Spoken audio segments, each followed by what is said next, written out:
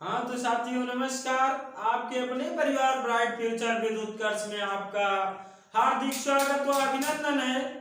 तो कैसे हैं आप लोग? आशा करता हूँ स्वस्थ होंगे, मस्त होंगे। तो हम लोग बात करने जा रहे हैं जंतु जगत का वर्गीकरण। जीवधारियों के वर्गीकरण के अंतर्गत पांचवा जगत जंतु जगत पढ़ेंगे हम लोग। तो हेडिंग डालिए जंतु जगत। जंतु जगत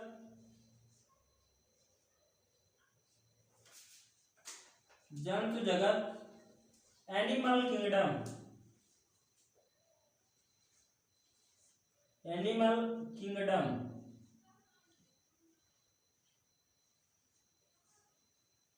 तो आप लोग हेडिंग डाल लीजिए जंतु जगत। जंतु जगत को जंतु जगत के अंतर्गत जीवों को रखा गया है। तो जीवों को इसमें जो है उनकी संरचना के आधार पर रखा गया है। जैसे कि जंतु जगत के अंतर्गत बहुकोशिकीय यूकैरियोटिक जीव आते हैं। जंतु जगत के अंतर्गत ऐसे जीव रखे गए हैं जिनमें बहुकोशिकीय यानी बहुत सारी कोशिकाएं पाई जाती हैं। उनमें यूकैरियोटिक कोशिका पाई जाती है तथा ये सुकेंद्रीय होते हैं। इसमें केंद्रक जो होता है वो बहुत ही विकसित होता है और ये विषम पोषी होते हैं। विषम पोषी का मतलब ये हुआ ये अपना भोजन कभी भी स्वयं नहीं बनाते, दूसरों पर ही आश्रित रहते हैं। ये स्वपोषी कहलाते हैं। इनके अंतर्गत जो है मानव, कीड़े मकोड़े तमाम जीव रखे गए हैं जिनके बारे में अभी हम बात करेंगे। तो हर जीव को अलग अलग फाइलम के अंतर्गत रखा गया है। तो सबकी बात करेंगे आज हम।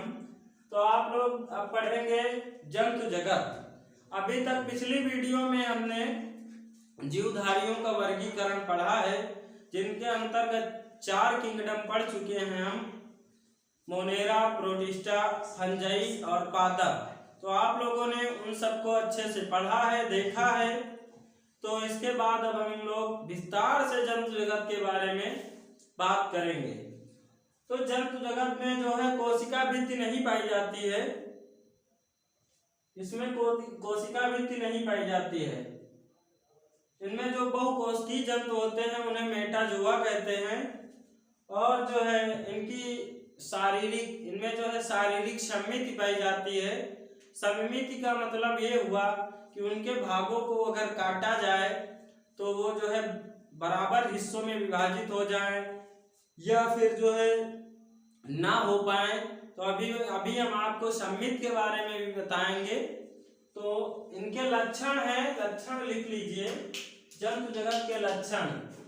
तो जंतु जगत में ऐसे जीव रखे गए हैं जो बहुकोशिकीय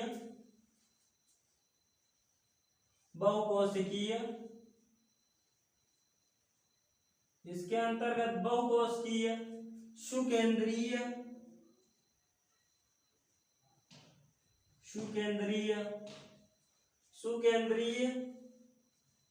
यूकैरियोटिक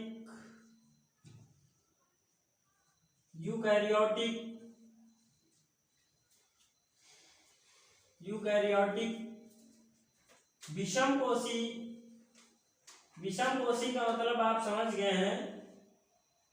विषम पोषी का मतलब ये हुआ जो अपना पोषण स्वयं नहीं बनाते, अपना भोजन स्वयं नहीं बनाते, विषम पोषी जीव होते हैं। तो आप लोग समझ गए बहुकोशिकीय, सुकेंद्रीय, यूकैरियोटिक, विषम पोषी जीव होते हैं। इनमें लक्षण नंबर 2 डाल लीजिए, कोशिका भित्ति नहीं पाई जाती। कोशिका भित्ति नहीं पाई जाती, कोशिका भित्ति नहीं पाई जाती है। उसके बाद इनमें जो बहुकोशिकीय जंतु होते हैं उनको मेटाजोआ कहते हैं। तो लिख लीजिए बहुकोशिकीय जो बहुकोशिकीय होते हैं जंतु होते हैं बहुकोशिकीय जंतु मेटाजोआ, मेटाजोआ कहते हैं, मेटाजोआ कहते हैं। उसके बाद शारीरिक सममिति पाई जाती है, तो लिख लीजिए शारीरिक सममिति पाई जाती है,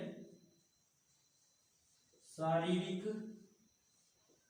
सममिति पाई जाती है, शारीरिक सममिति पाई जाती है। तो आप लोगों को हम बताएंगे शारीरिक सममिति, ये एक ऐसा शब्द है, इसकी परिभाषा हम लिखेंगे। तो शारीरिक सममिति तीन प्रकार की होती है। नंबर 1 लिख लीजिए असममिति और सममिति, असममिति, असममिति, एसिमेट्रिकल, एसिमेट्रिकल, एसिमेट्रिकल। उसके बाद नंबर 2 अरीय सममिति, अरीय, इसे कहते हैं रेडियल, रेडियल। नंबर 3 इसे असममिति, अरीय, और जो है नंबर 3 द्विपार्श्वीय, द्विपार्श्वीय, बायलैटरल,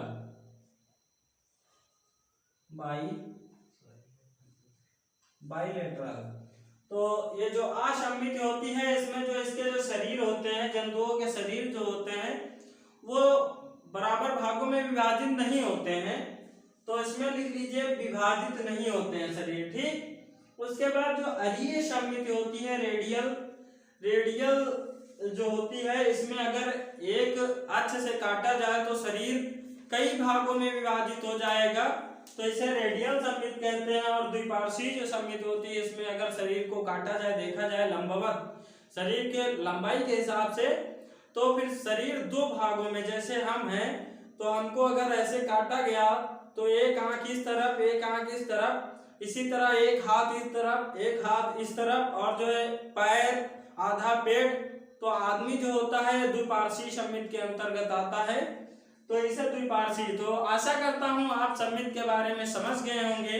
तो हम आगे की बात करेंगे। अब इसके बाद जो है अब हम बात करेंगे, और एक चीज और देख लीजिए, असममित जो होता है इसके अंतर्गत जो है अमीबा आता है, अमीबा, अमीबा को आप काटोगे या अमीबा के दो खंड करोगे तो बराबर भागों में विभाजित कदापि नहीं होगा। आप प्रैक्टिकल करके या बुक्स में देख लीजिएगा इसका ग्राफ, तो अमीबा या कुछ स्पंज जो होते हैं वो बराबर भागों में नहीं कटते हैं। उसके बाद जो अरीय रेडियल सममिति होती है, इसके अंतर्गत पोरीफोर्स, पोरीफोरा, पोरीफेरा, पोरीफेरा, पोरीफेरा जो होता है, Coelenterata, Ctenophora, Ctenophora, Ctenophora, Coelenterata, Coelenterata, Coelenterata हो गया, इकाइनोडर्मेटा, इकाइनोडर्मेटा। ये सब जीव में अरीय सममिति पाई जाती है। उसके बाद Mollusca, Annelida, Mollusca, Annelida, Annelida, arthropoda,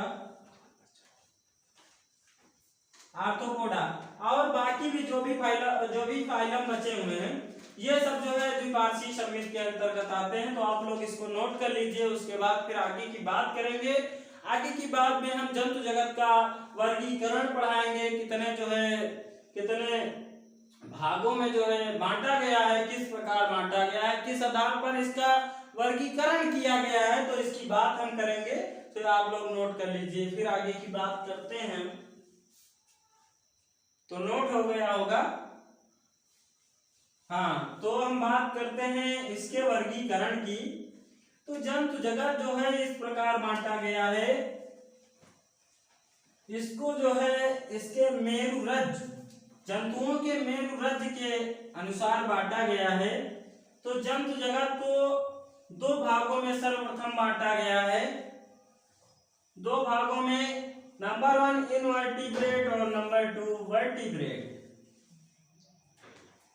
तो लिख लीजिए जंतु जगत को, यहां पे लिख लीजिए शार्ट में, जंतु जगत को उनकी मेरुरज्जु, मेरुरज्जु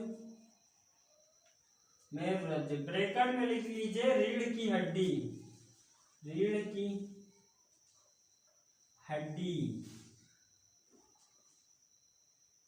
के अनुसार बांटा गया, अनुसार बांटा गया है। तो जंतु जगत को उनकी मेरुरज्जु या रीढ़ की हड्डी के अनुसार बांटा गया है। जंतु जगत में जिन जीवों में रीढ़ की हड्डी नहीं पाई जाती है उन्हें इनवर्टिब्रेट, तथा जिन जीवों में रीढ़ की हड्डी या मेरुदंड या मेरुरज्जु पाई जाती है उन्हें वर्टिब्रेट कहा जाता है। तो आइए देखते हैं इनवर्टिब्रेट के अंतर्गत किन जीवों को रखा गया है, किस फाइलम को रखा गया है। तो हेडिंग डाल लीजिए यहां पर ऐसे करके,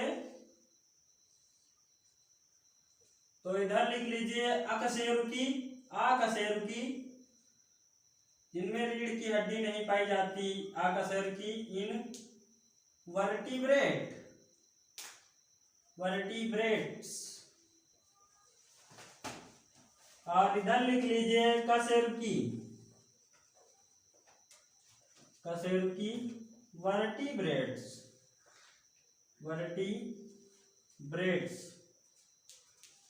तो अब सर्वप्रथम हम बात करेंगे अकशेरुकी। इसके अंतर्गत 9 फाइलम है, तो 9 फाइलम को हम शार्ट में लिखते हैं, उसके बाद फिर हम एक एक करके समझाएंगे। तो देख लीजिए नंबर 1 यहाँ पे लिखते हैं प्रोटोजोआ,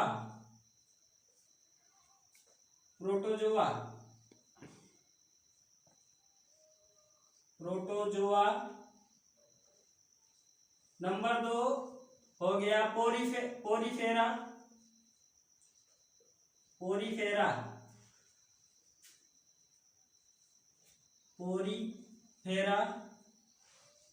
उसके बाद नंबर 3 सिलेंट्रेटा,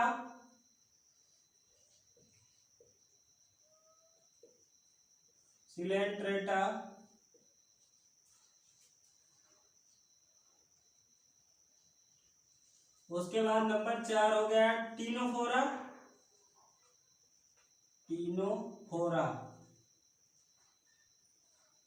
टीनोफेरा लिख लीजिए, टीनोफोरा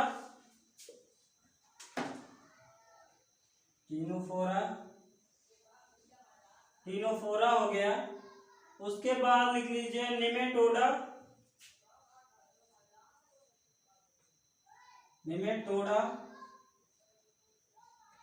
निमेटोडा, या एस्केलमेंथीज, या इसको एस्केलमेंथीज भी बोलते हैं, एस्केलमेंथीज। उसके बाद नंबर 6 लिख लीजिएगा एनिलिडा,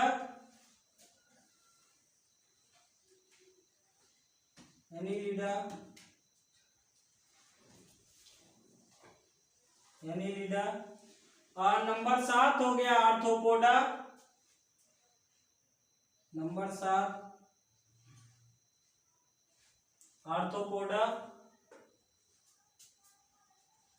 आर्थ्रोपोडा। नंबर 8 प्लैटीहेल्मिन्थेस,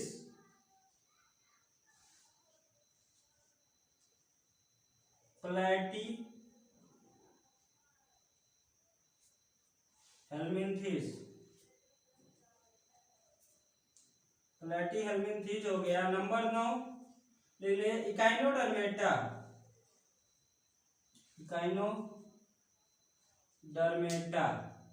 तो ये हो गए आपके 9 फाइलम इन्हें इनवर्टिब्रेट के अंतर्गत रखा गया है। Number 1 protozoa, porifera, coelenterata, ctenophora, nematoda, annelida, arthropoda, platyhelminthes और इकाइनोडर्मेटा। तो इन्हें अभी हम विस्तार से पढ़ेंगे। पहले हम कशेरुकी के अंतर्गत देख लेते हैं किस फाइलम को रखा गया है। तो इसमें रखा गया है, हमारा एक ही फाइलम है। हाँ, तो कशेरुकी वर्टिब्रेट इसके अंतर्गत जिनमें रीढ़ की हड्डी पाई जाती है वे कशेरुकी जंतु कहलाते हैं। इन्हें वर्टिब्रेट्स कहते हैं। इसके अंतर्गत सिर्फ और सिर्फ एक ही फाइलम रखा गया है, कार्डेटा फाइलम।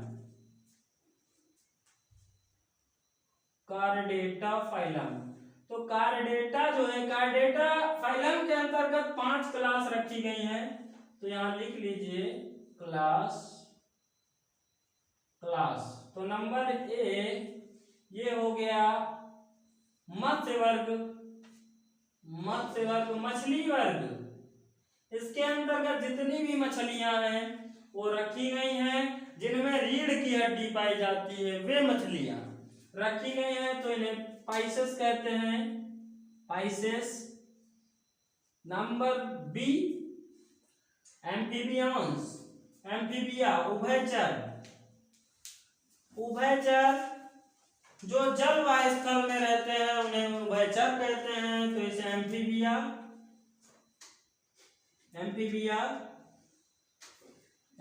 हो गया। सी नंबर रेप्टाइल्स, सरीसृप वर्ग, सरीसृप वर्ग ने रेप्टाइलिया। उसके बाद 4 नंबर डी नंबर, इसके अंतर्गत रखे गए हैं पक्षी। जो पक्षी हैं एविस।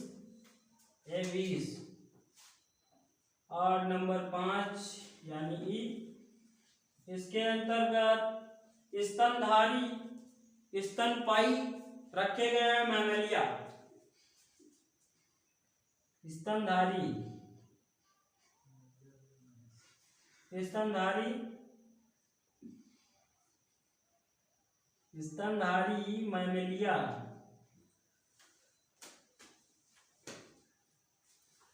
मैमेलिया। तो आपने पढ़ा कशेरुकी के अंतर्गत एक फाइलम कार्डेटा के अंतर्गत 5 क्लासें हैं। इसमें मत्स्य वर्ग, उभयचर वर्ग, सरीसृप वर्ग, पक्षी वर्ग और जो है स्तनधारी वर्ग। तो इनको हम बाद में पढ़ेंगे। सर्वप्रथम हम अकशेरुकी जंतुओं को पढ़ेंगे, एक एक करके पढ़ेंगे। तो सर्वप्रथम हम बात करते हैं इसके पहले फाइलम प्रोटोजोआ की। तो हम लोग अभी देखेंगे प्रोटोजोआ के अंतर्गत कौन कौन से जीव रखे गए हैं, इनके क्या लक्षण हैं। तो आप लोग जान चुके होंगे कि जंतु जगत को 2 भागों में बांटा गया है। नंबर 1 अकशेरुकी, नंबर 2 कशेरुकी। और अकशेरुकी के अंतर्गत 9 फाइलम और कशेरुकी के अंतर्गत एक फाइलम में 5 क्लास। तो ये सब आप लोग नोट कर सकते हैं। इसके बाद फिर हम बात करते हैं संघ प्रोटोजोआ की। तो आप लोग नोट करिए, फिर हम प्रोटोजोआ की बात करेंगे। तो नोट हो गया होगा। उसके बाद हेडिंग डाल लीजिए प्रोटोजोआ।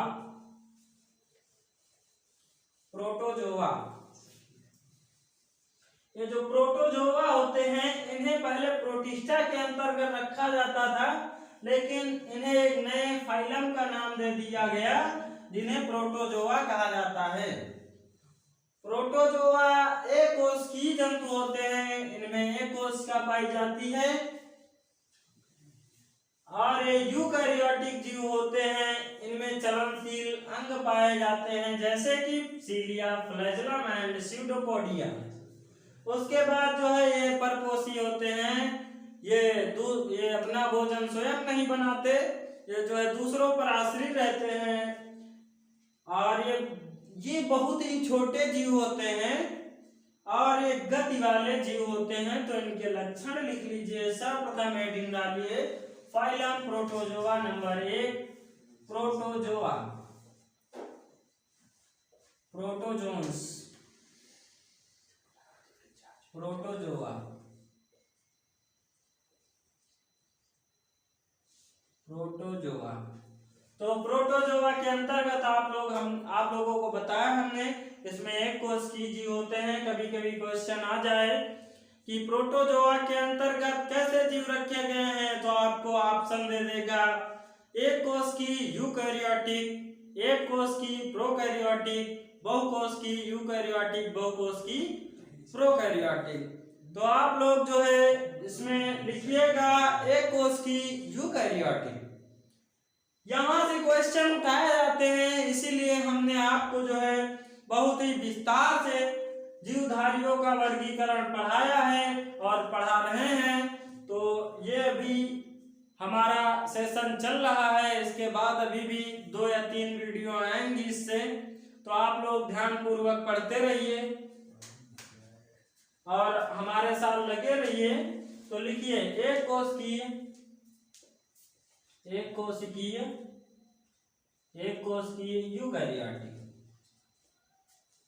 यूकैरियोटिक,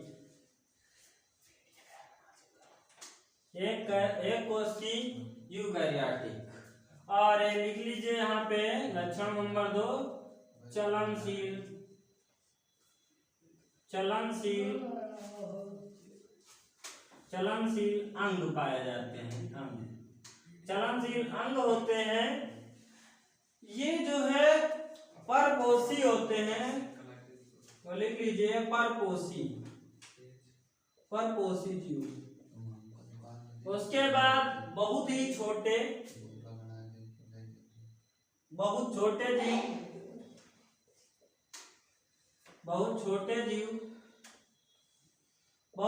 जीव होते हैं और गति वाले जीव होते हैं। तो इसमें एक चलनशील अंग होता है, नाम लिख लीजिए चलनशील अंग, लोकोमोशन ऑर्गन। तो लिख लीजिए चलनशील अंग कौन से होते हैं, तो लिख लीजिए सीलिया, फ्लैजेला एंड स्यूडोपोडिया।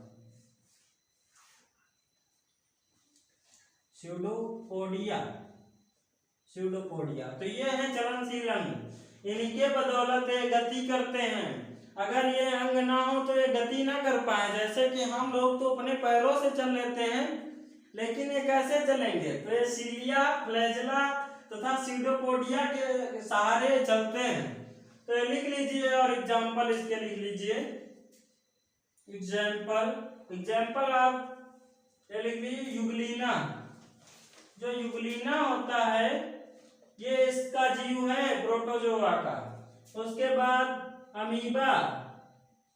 अमीबा होता है, इसके रसिया कोलाई होता है, ई कोलाई, जो मनुष्य की आंत में पाया जाता है, ई कोलाई। लिस्मानिया है, लिस्मानिया, पैरामीशियम।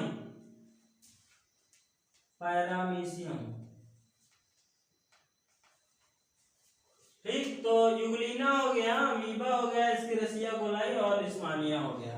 युगलीना जो होता है पादप एवं जीवों के बीच की कड़ी कहलाता है। तो नोट डाल के लिख लीजिए यहाँ पे नोट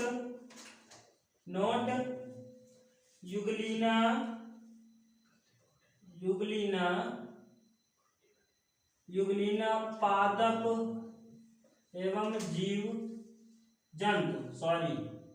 जंतु के मध्य कड़ी। कभी कभी क्वेश्चन आ जाता है कि युगलीना को क्यों जो है, युगलीना जो है पादप एवं जंतु के मध्य की कड़ी होता है। युगलीना में जो है हरित लवक पाया जाता है, इसमें प्रकाश संश्लेषण की क्रिया होती है। ये पादप का लक्षण हो गया, और कुछ लक्षण हैं जो जंतु के पाए जाते हैं, इसीलिए इसे पादप एवं जंतु के मध्य की कड़ी कहते हैं। तो अगला हमारा फाइलम आ रहा है पोरीफेरा। तो आप लोग इसको नोट कर लीजिए, उसके बाद फाइलम 2 पढ़ाते हैं पोरीफेरा। तो नोट हो गया होगा। उसके बाद हेडिंग डाल लीजिए पोरीफेरा। पोरीफेरा फाइलम जैसा कि नाम से स्पष्ट है, जिसमें बहुत सारे पोर्स या छिद्र पाए जाते हैं, उन्हें पोरीफेरा कहते हैं। तो आप लोग हेडिंग डाल लीजिए पोरीफेरा। पोर्स का मतलब हुआ छिद्र। ऐसे पौधे जिसमें बहुत सारे छिद्र पाए जाएं उसे पोरीफेरा कहते हैं। और पोरीफेरा का मतलब ये हुआ ये जल को अत्यंत मतलब बहुत सोखते हैं, इनमें जल को सोखने की क्षमता होती है। तो यहाँ पे नंबर 2 हेडिंग डाल लीजिए पोरीफेरा। Porifera Porifera. तो पोरीफेरा फाइलम के लक्षण आप लोग पढ़िए। ये बहुकोशिकीय होते हैं, इनमें बहुत सारी कोशिका पाई जाती हैं तथा इसमें कंकाल पाया जाता है। तो यहाँ पे लिख लीजिए बहुकोशिकीय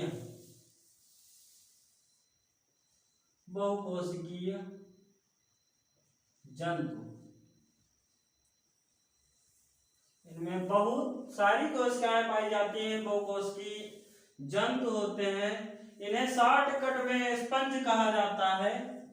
स्पंज, यहाँ पे लिखिए इन्हें स्पंज कहते हैं।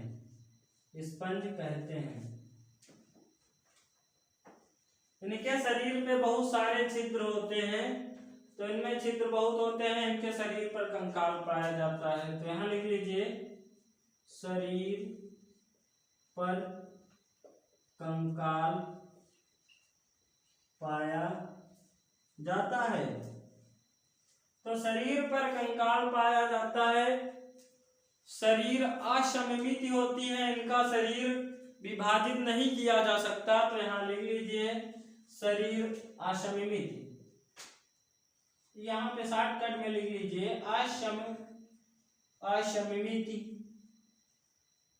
असममित। उसके बाद इसमें जो जनन होता है वो लैंगिक व अलैंगिक होता है। Sexual and asexual reproduction are occurs. तो इसमें लिख लीजिए जनन लैंगिक एंड अलैंगिक।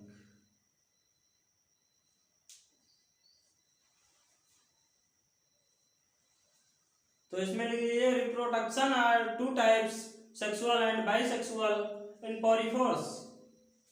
उसके बाद जो है इसमें पानी सोखने की क्षमता बहुत होती है। तो यहाँ पे लिख लीजिए पानी सोखने की क्षमता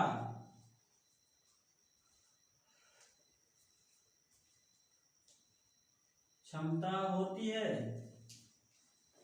तो ये हो गया, आप लोग इसे नोट कर लीजिए। और यहाँ पे इसके एग्जाम्पल लिखते हैं। एग्जाम्पल तो हो गया साइकन हो गया, और यूस्पांजिया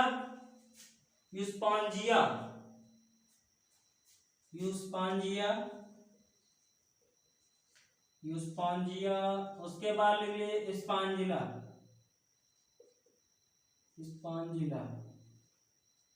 और जो स्पंजिया होता है इसे बाथ स्पंज कहते हैं। ये नहाने का जो इस तरह का एक होता है तो स्पंज होता है, उसे बाथ स्पंज कहते हैं। तो यहाँ पे लिख लीजिए बाथ स्पंज।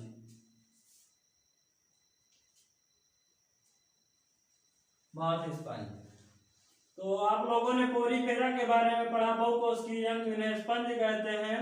शरीर पर कंकाल पाया जाता है, असममिति होती है, और जनन लैंगिक एवं अलैंगिक होता है, पानी सोखने की क्षमता होती है। और यहाँ पे इसके एग्जाम्पल साइकन हो गए, यूस्पांजिया हो गया और स्पांजिला हो गया। तो ये रहा हमारा पोरीफेरा फाइलम। तो आज के लिए इतना ही काफी है। आगे मिलेंगे हम अगले फाइलम के साथ, और हमारी बायो की क्लासें लगातार चलती रहेंगी। आप लोग जो भी पढ़ने के इच्छुक हैं, मेहनत करने वाले छात्र हैं तथा प्रतियोगी परीक्षाओं की तैयारी में लगे हैं, तो हमारे अपने परिवार ब्राइट फ्यूचर विद उत्कर्ष में आपको धांसू से धांसू बायो की क्लासें मिलती रहेंगी। तो आप लोग हम लोगों के साथ बने रहिए। और इतना ही नहीं, हमारे परिवार में जो है ब्राइट फ्यूचर विद उत्कर्ष में संविधान की क्लासें, स्टैटिक जीके की क्लासें, करंट अफेयर्स लगातार 7 बजे और उसके बाद सामान्य हिंदी की क्लासें आपको उत्कर्ष सर एवं शिवम सर दे रहे हैं। और हम आगे के जो भी टॉपिक हैं, नए सब्जेक्ट के टीचर भी आपको मिलेंगे। नए नए टीचरों के साथ एक धांसू अंदाज में हमारा परिवार आपके लिए काम कर रहा है। तो अगर हमारी वीडियो पसंद आई हो तो लाइक एवं सब्सक्राइब करें एवं अपनी प्रतिक्रिया अवश्य दें। धन्यवाद।